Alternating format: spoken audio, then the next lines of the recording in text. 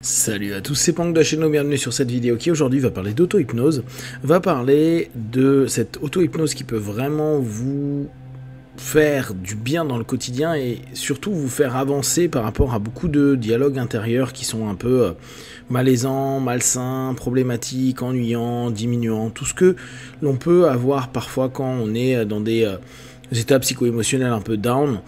On n'est pas au top et puis on commence à se raconter plein d'histoires. Alors ça peut être par rapport à un objectif donné, ça peut être simplement par une sensation qu'on peut avoir dans le quotidien. Et j'ai beaucoup de partenaires en cabinet qui ont cette sensation à se dire « Mon cerveau fait que de me sortir des infos négatives.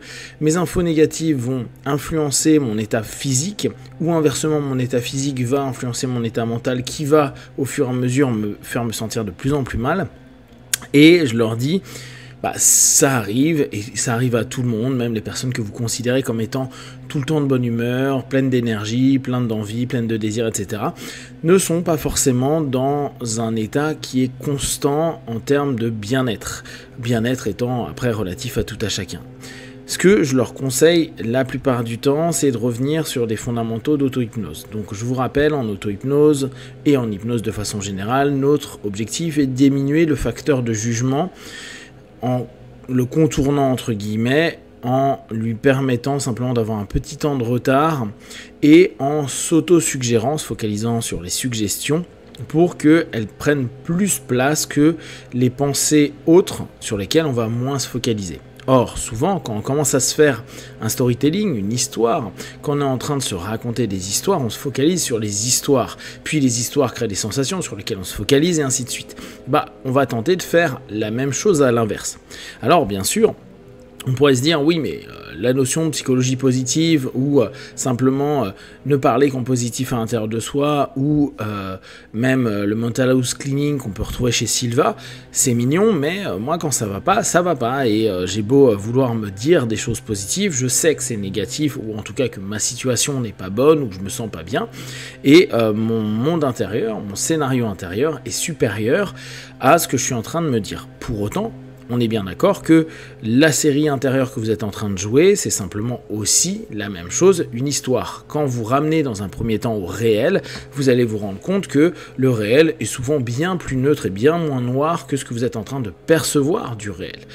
Bon, ça, parfois, on n'arrive pas à le faire, pas de recul. Donc, je reviens sur cette notion où en auto-hypnose, on va diminuer notre facteur du jugement pour arriver à une focalisation. Souvenez-vous, il y a un processus physiologique qu'on fait la plupart du temps qui est fermer les yeux.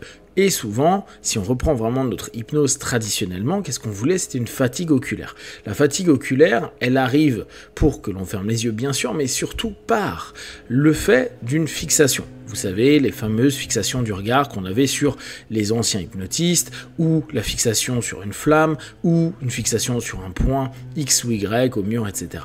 Cet élément-là est intéressant parce qu'il va nous permettre, dans cette focalisation, de rentrer dans nos phénomènes parasympathiques, c'est-à-dire commencer à juste changer, transformer notre vue, la notion vraiment de l'œil qui va commencer à entrer sur une pupille qui va être de moins en moins dilatée, de plus en plus contractée et être de plus en plus focalisée à un moment donné. Cette notion-là va avoir tout un cheminement intérieur qui va amener dans une notion où la tension va diminuer. La tension va diminuer, et d'ailleurs on le remarque, si vous fixez quelque chose longtemps, les personnes qui ont les yeux dans le vague, on a l'impression qu'ils sont ailleurs. On a toujours l'impression qu'ils sont ailleurs dans un état assez... stone étant dans un sens positif, un peu complètement décalé, on les sent un peu bien, un peu apaisés. Et c'est exactement ce qu'on veut, parce qu'il ne peut pas y avoir tension et détente en même temps. Or, quand on fait passer sur ce début de la fixation, sur un état où en fait on s'oublie sur ce point, sur cette flamme, sur ce regard, etc., on va entraîner simplement notre œil et notre pupille à se concentrer et donc entraîner un phénomène parasympathique qui va nous permettre petit à petit à rentrer dans un état où le stress va diminuer. Chose première qui va être intéressante pour réorienter notre esprit. À partir du moment où vous allez avoir cette notion-là, je regarde un point fixe et je lève un petit peu pour que je commence à avoir peut-être cette notion liée à la fatigue oculaire. Ok, je regarde haut, je regarde un point, je le fixe bien. Alors si vous pouvez fixer quelque chose d'agréable, de beau, de mignon, tant mieux. Si vous pouvez pas, eh ben, regardez le ciel, regardez un mur, j'ai un mur blanc en face de moi, je regarde ça. Au fur et à mesure, je me focalise et je fais vraiment un effet tunnel. Je me mets que sur ce point-là. Alors après, vous pouvez utiliser la méthode de Betty Erickson, etc.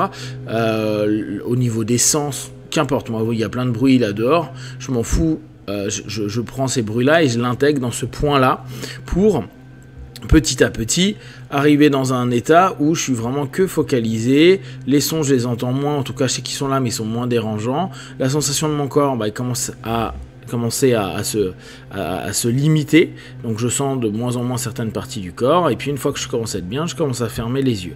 À partir de là, comme d'habitude, je vais faire quoi? Du fractionnement.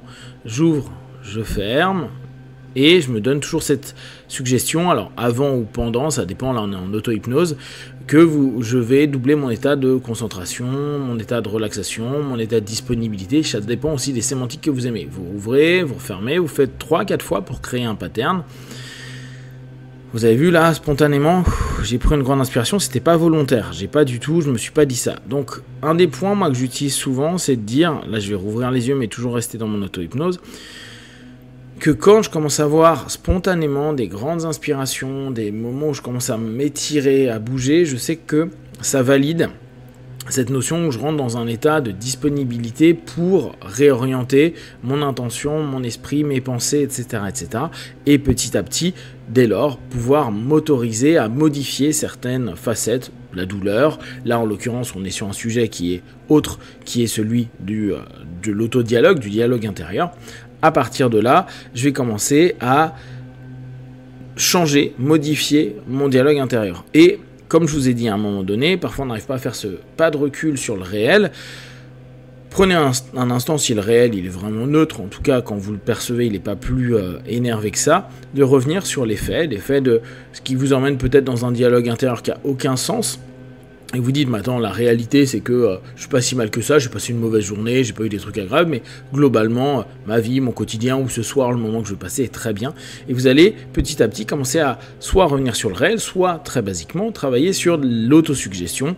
Ok, là je me focalise sur des images positives, sur un dialogue que je veux positif. Pourquoi ça va changer du simplement de je me répète que du positif? Parce que là vous êtes dans un état qui est plus réceptif, vous êtes dans un état qui est plus détendu, donc moins dans le stress de toutes vos histoires à la con que vous vous racontez, et vous revenez dès lors sur une nourriture plus saine pour commencer à apaiser et réorienter votre attention. Faites-le 5 minutes, 10 minutes, un quart d'heure, une demi-heure, le temps que vous avez besoin pour que vous puissiez vous sentir vraiment dans cet état relâché, relaxé, moi je sais pas trop le terme que j'exploite pour moi-même, mais disponible à me dire ok là mon état d'esprit a changé, et là l'état d'esprit, le mindset, il a vraiment du sens. Je me sens plus ouvert, plus ok, je sais qu'il y a des choses qui sont pas ok, je suis pas en train de les nier, je suis pas en train de les effacer, je suis juste en train d'admettre que c'est pas sur ça que je vais me focaliser, et aller vers les éléments, les suggestions, les idées, les images, les sensations sur lesquelles vous voulez vous focaliser et développer cette focalisation. Je me sens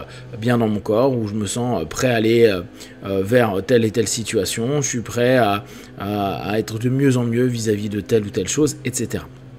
Cette notion qui est le rajout de la fixation, puis après cette notion de descendre dans votre transe avec le fractionnement, couplé avec cette notion d'autosuggestion, va modifier assez rapidement votre état d'esprit, votre dialogue intérieur, et vous allez en gros reprendre le lead de votre dialogue intérieur.